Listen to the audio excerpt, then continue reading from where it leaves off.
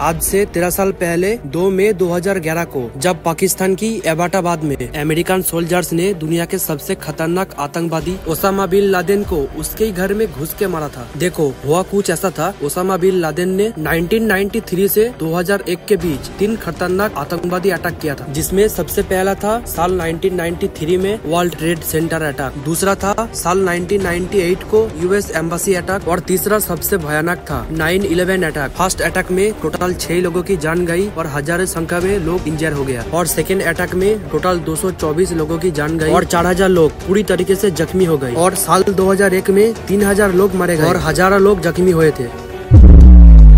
सबसे पहले maps and location के ऊपर एक नजर मारो। यह है अपना भारत और इधर अपनी पड़ोसी गरीब देश पाकिस्तान। यहाँ एक सिटी है जिसका नाम है एबाटाबाद। जब सोल्जर्स ने ओसामा बिन लादेन को मारा तब वो एबाटाबाद में छुप के बैठा था। पाकिस्तान की पड़ोसी देश अफगानिस्तान, और अफगानिस्तान के अंदर एक अमेरिकन बेस था जिसका नाम है जलालाबाद, और जलालाबाद से ये ऑपरेशन चालू किया था। अमेरिकन मिलिट्री बेस में 4 हेलीकॉप्टर्स उड़ान भरने के लिए तैयार था। 2 है चिनूक और 2 है ब्लैक हॉक्स। तो प्लान कुछ ऐसा है, ब्लैक हॉक्स एबाटाबाद में ऑपरेशन के लिए जाएंगे और चिनूक यहाँ पे इंतजार करेंगे बैकअप के लिए। गाइस, इन दोनों हेलीकॉप्टर्स के ऊपर हेवी फैब्रिक का कोटिंग किया गया था जिसमें पाकिस्तानी राडार में कुछ भी नहीं दिखेगा। अब रात के तकरीबन 1 बजे दोनों हेलीकॉप्टर्स एबाटाबाद में ओसामा बिन लादेन के कंपाउंड तक पहुँच गए थे। इससे पहले सील कमांडर हेलीकॉप्टर से उतर के ओसामा बिन लादेन को शूट करे, उससे पहले आप देख लो ओसामा बिन लादेन की प्रॉपर्टी कैसे डिजाइन किया गया था। पाकिस्तान की एबाटाबाद में इस ट्रायंगल शेप के अंदर ओसामा बिन लादेन का छुपने का ठिकाना बनाया गया था। अब क्लियर आप यहाँ पे देख लो, ओसामा बिन लादेन के घर के बाजू में कोई दूसरा घर सटाया गया नहीं था। दरअसल गाइस, इसमें ओसामा बिन लादेन इस टॉप फ्लोर पर यहाँ रहता था। सामने से ये रास्ता है और इस लेफ्ट साइड वाला कंपाउंड खाली पड़ा हुआ रहता था। इसमें ये लोग सिर्फ कचरा जलाते थे। ये घर का मेन इंटरेस्ट थी और आगे चलकर एक और गेट था। ये पार्किंग का स्पेस हो गया और ये सामने जो आपको दिख रहा है ये गेस्ट हाउस था। अब क्लियर आप यहाँ पे नोटिस कर सकते हो, ओसामा बिन लादेन तक पहुँचने के लिए इन दोनों गेट से अलावा गेस्ट हाउस से भी गुजरना पड़ेगा। बिल्कुल यहाँ पर आपको एक और गेट दिख रहा होगा, लेकिन गाइस ये गेट हमेशा के लिए बंद रहता था। और इस घर की सभी दीवारें बहुत ऊंची ऊंची थी जो अपने आप पे एक डाउट क्रिएट करती थी। और इस साइड वाले कंपाउंड में फल और सब्जी का खेती करता था और साइड में खुली जमीन भी पड़ी हुई थी। और इन दोनों के बीच में एक ऐसी शेल्टर बना हुआ था। थोड़ा और आगे चल के मेन घर की ओर एंट्री होती थी। मेन घर की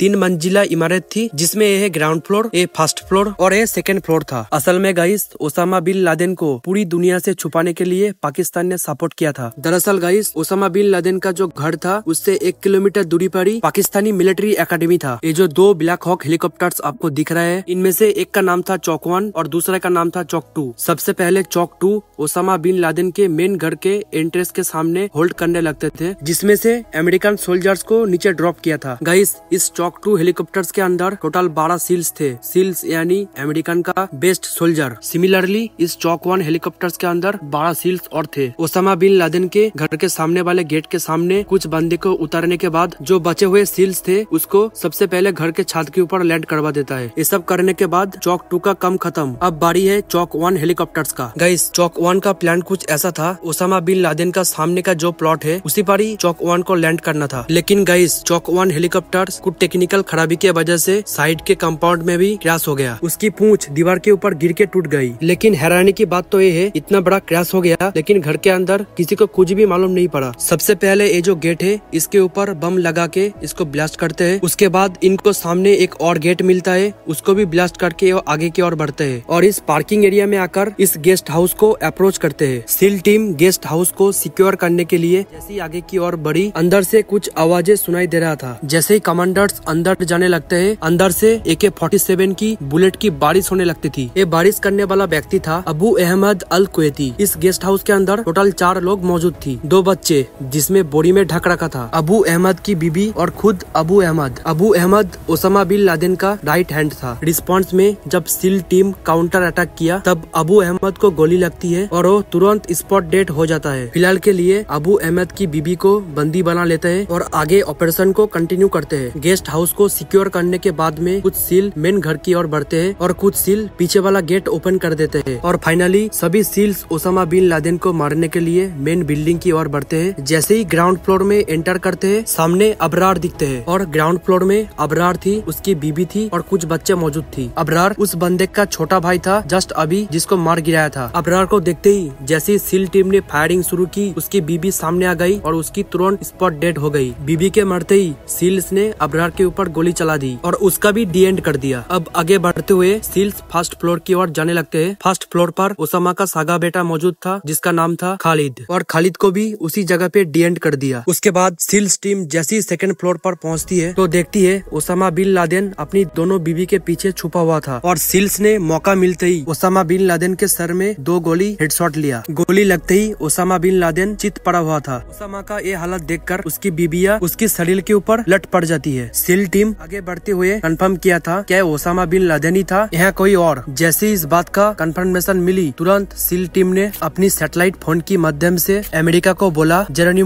Geronimo Geronimo, word and country I pass Geronimo. Guys, इस वर्ड का मतलब है, इस पूरा मिशन का कोड वर्ड था। फाइनली व्हाइट हाउस में बराक ओबामा का खुशी का ठिकाना नहीं था। तो इस तरीके से गाइस, दुनिया के सबसे खूंखार आतंकवादी को यूएस ने मार गिराया था। तो आपको वीडियो अच्छा लगा तो like, comment, share and subscribe करना मत भूलना। मिलते हैं आपसे एक नया वीडियो में।